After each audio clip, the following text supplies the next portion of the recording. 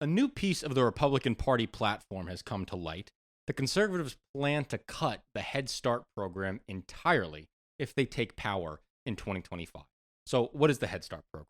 So, it's a program in the United States Department of Health and Human Services that directly provides comprehensive early childhood education, health, nutrition, and parent involvement services to low-income children and families.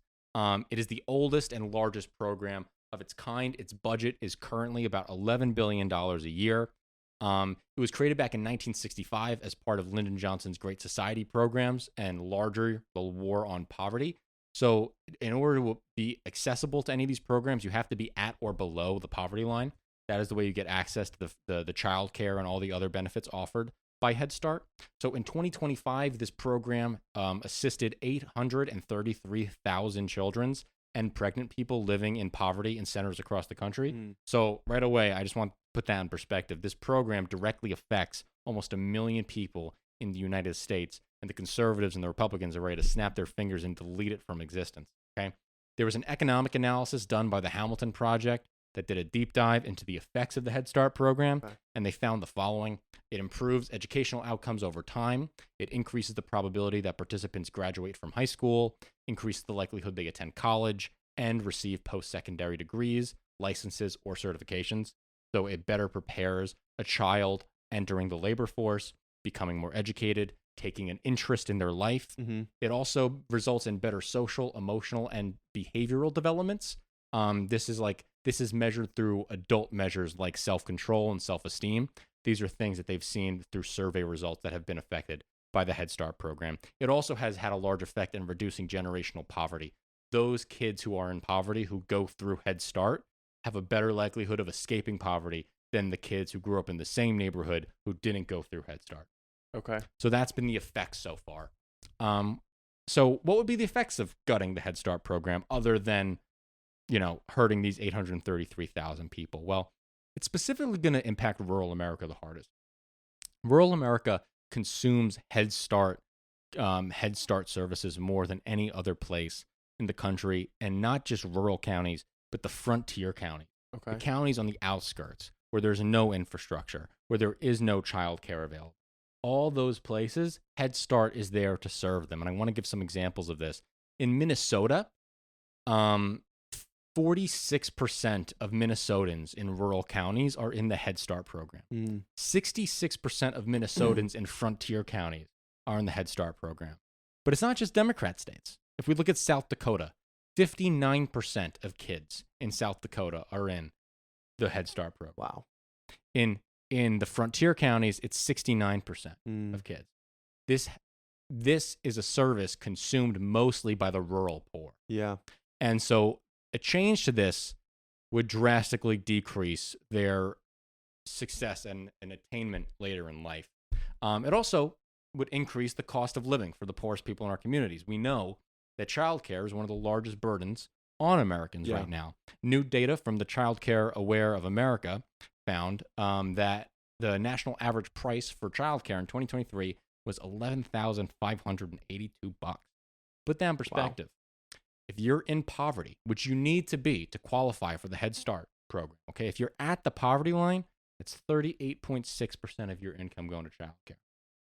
Which means you just can't don't afford childcare. Which also means that one person in that household can't afford to work, which then limits our nation's productivity, which hurts our economy, which hurts all of us. And that kid who's not getting into that Head Start program might be the next Einstein. He might be the next guy who makes the iPhone, but we'll never know because we're never giving him the shot. We're not giving him that Head Start, okay? And that's why that program was made. Why are you laughing at me? You were too much, man. You were just too much. When did this come about? Did it start during the pandemic? Oh, 65. 1965. Okay. The Head Start program came in 65. Okay. And this is providing services. This is a supply side policy, right? This is a government option. It's a public option for childcare to fill the gaps. That's right. That's exactly what I would want. I know. Like that is because I was wondering we talk about inflation all the time, and childcare prices have been going up since the pandemic, just like everything else. Of course. And so my concern would be subsidizing the demand side, right? So that you're not actually helping more childcare services happen and be produced, and instead you're just giving people more money to pay for the same amount of services. Yeah. But this is creating more services. Yeah, this is doing exactly the thing that you would want. This is directly creating more services, and most importantly, it's creating the services in areas that a market would never touch. Yes. A market would never go to Frontier County, Minnesota. Yes, it's the place that it is going to be most difficult for the free market, for the private sector to profit there. Yes. Yeah. And so that's where the government is stepping in. This is exactly what I want to see for healthcare, by the way. But yes. That's a whole other conversation. Yes. I want to see a Head Start program, but for dentistry in West Virginia. Okay, but my point is, you don't got to get on that. And the argument against, I assume, is just we need to save money. Their argument is that we can't spend money. The Republicans have said that it needs to save money, and they are countering the fact that they don't believe that it is beneficial to the children. They don't think it is. They don't think it is. Do they have any rationale for that? No, they didn't have a citation in their document. Of course not. They didn't. They didn't have a citation in their document. They didn't have it. Yeah. I would have cited it if they did, but they have footnotes all over that document. They don't have a footnote at the end of that sentence. No. Okay. I'm wondering if I can see, because we talked about they're also concerned about the ideological conversions that are going on inside of them, and that they're like making the kids diversity and equity and inclusion heads. Okay, so culture wars. There's culture war involved in here too. This is what. Okay, I see one citation, and I just looked this up, so I haven't checked this at all. We had a similar kind of discussion about a program to provide internet to people who couldn't get it easily in rural areas. This was several weeks ago now, and one of the best arguments for maintaining this program is it creates more economic output. Than you spend on it. Absolutely. In what I'm seeing right now, quick search. Studies have shown that for every dollar invested in Head Start, there is a return on investment of between $7 and $9. Dude, fucking $7 and $9. Please, that multiplier is fucking ridiculous. Dude, I don't hate. I only love.